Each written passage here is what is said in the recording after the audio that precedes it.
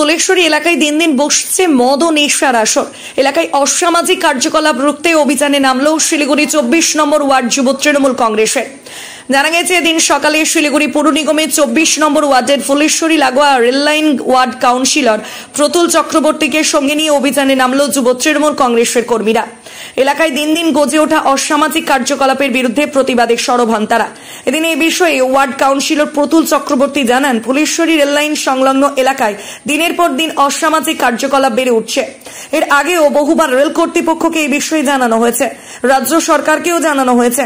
রাজ্য সরকারকে জানানোর পর গ্রেফতারও হয়েছে বেশ কয়েকজন। তবে এই বিষয়ে রেল কর্তৃপক্ষ নজর দিচ্ছে না বলে অভিযোগ করেন তিনি।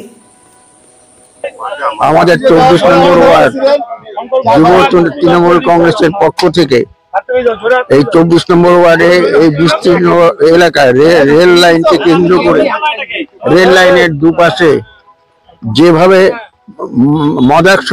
মদে আসক্তদের যেভাবে দাপাদাপি শুরু হয়েছে তার বিরুদ্ধে লড়াই করবার জন্য, প্রতিবাদ জানানোর জন্য আজ থেকে যুব তৃণমূল কংগ্রেস আন্দোলনে নামলো। এখানে আমাদের পরিষ্কার বক্তব্য, এই জায়গাটা হচ্ছে দুটো শাসন।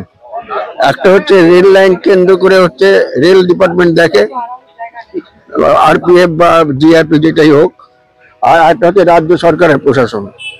রাজ্য সরকারের সাথে আমরা যোগাযোগ করেছি, রাজ্য সরকার কিন্তু এর মধ্যে পদক্ষেপ নিয়েছে, কয়েকজনকে গ্রেফতারও করেছে, কিন্তু রেল পুলিশের তরফ থেকে কিন্তু কোনো ধরনের উদ্যোগ আমরা দেখতে পাচ্ছি না। আমরা যেসব ব্যাপারে রেলের কাছে যাই কোনো উদ্যোগ নেই, তাদের কোনো এইসব ব্যাপার নিয়ে কোনো ভ্রুক্ষেপই নেই।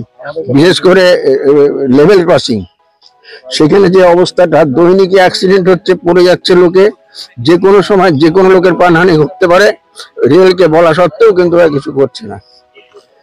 সিমিলারলি এই যে রেল লাইনকে কেন্দ্র করে যে মদাসক্তরা যারা এখানে থাকেন, যারা এখানে বসেন, যারা এই এলাকাকে দুর্বিষহ করে তুলেছেন, তাদের বিরুদ্ধে ব্যবস্থা নেওয়ার জন্য কিন্তু রেলের কোনো ব্যবস্থা নাই। আমরা এই ঘটনার তীব্র প্রতিবাদ করছি এবং আমরা জানাচ্ছি রেলকে, আবার বলছি যে আপনারা সঠিক সময়ে সঠিক ব্যবস্থাটা গ্রহণ করুন, নাহলে কিন্তু এই এলাকায় যে কোনো ঘটনা ঘটে যেতে পারে। আমাদের তৃণমূল যুব কংগ্রেস এই আন্দোলনে সামিল হয়েছে।